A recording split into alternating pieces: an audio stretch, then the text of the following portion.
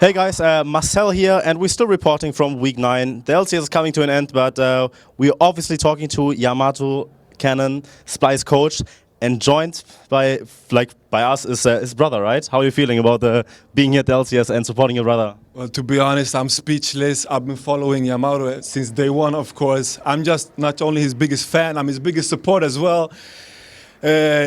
He makes me so proud from here to Sweden, all over the world. I mean, it's crazy. I'm so happy to be standing next to him with you as well, Dexter. So it's a big pleasure. Thank you much. The pleasure is on my side too. So, Yamato, let's talk about this season's Splyce.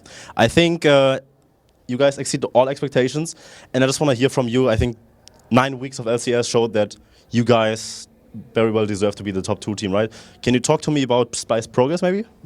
I feel like, the first split, I've repeated this so many times, I feel like I'm a one-string banjo, just bang, bang, bang, the same noise over and over again. But, it was just getting the basics down. And finally, we had a lot of problems with stage anxiety, where people were stressed on stage. And I feel like we've solved that. And right now they're very comfortable, almost sometimes too comfortable when they are taunting people in-game. But I think that's a good sign. And in general, I felt like in this split we had the basics down, we have the macro game down, and I felt like we were very ahead of the curve in terms of draft, together with G2 over anyone else in Europe. And I think in terms of draft we were also ahead other regions, I would say, and I think in general, draft-wise, macro-wise and micro-wise, we've been on point, and I think it has clearly shown. Yeah, obviously it has shown. So you are in the top 2 spot right now, potentially going for the first place, maybe depending on how this weekend is still going. But let's talk about playoffs. I think you guys are in a good spot. You're probably going to be top 2 tied with G2, which means you're going to not face the best team in the best round. So can we expect G2 Splyce final maybe?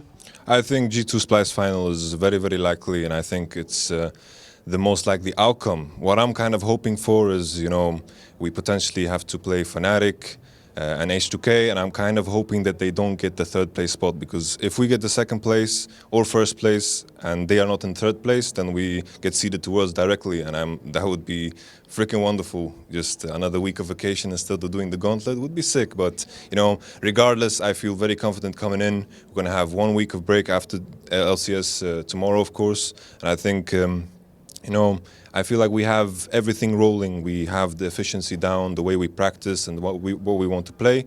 And I think it's perfect for us that we get to see our opposition, because we are very good at analyzing weaknesses and strengths of the teams. Yeah, so talking about Worlds, I think it's pretty set that G2 is going, and then Splyce, of course, is going, right? So tell me, if we have to pick 3 teams from Europe, who's going to be the 3rd team that would represent Europe the best right now? Because I feel that Fnatic feels like in a slump, H2K just got a new roster change, and then you have Unicorns, and you probably still have Giants. Like, who's going to join you guys for Worlds, man? It is very, very hard to say. I think H2K, they have a very, very loaded situation. I don't know if it was serious what happened on Twitter, but it was some damn good banter, as people would say, between the players. Jankos has done that in the past when players are departing from teams that he's very vocal about them. A similar situation happened in Rocket with Overpower as well. Then he had to come back to play relegations.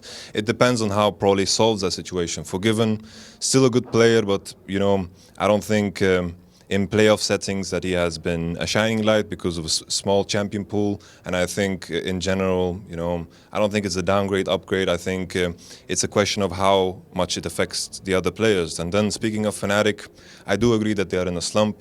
Going 1-1 against Rocket is very, very questionable. And I think they look very lackluster in-game. In-game, they kind of tend to just, if things go wrong and they don't have a way to come back, Spirit is not ahead, then they look as if the game is over already. So I feel like there is a problem with their spirit as well, no pun intended.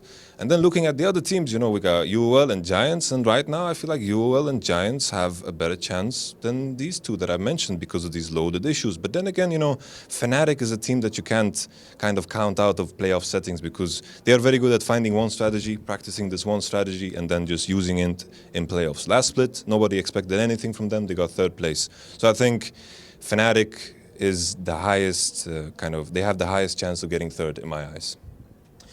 Yeah, so to talk more about your team, do you feel that we haven't seen Splyce play in playoffs, right? We haven't seen you play on an international stage. Do you fear that there could be maybe a point where you guys have like a mental block against a team, that you are exhausted on stage because of a best of 5, or can we maybe expect some issues? Do you think that it could very likely be happening, or would you just expect like same results?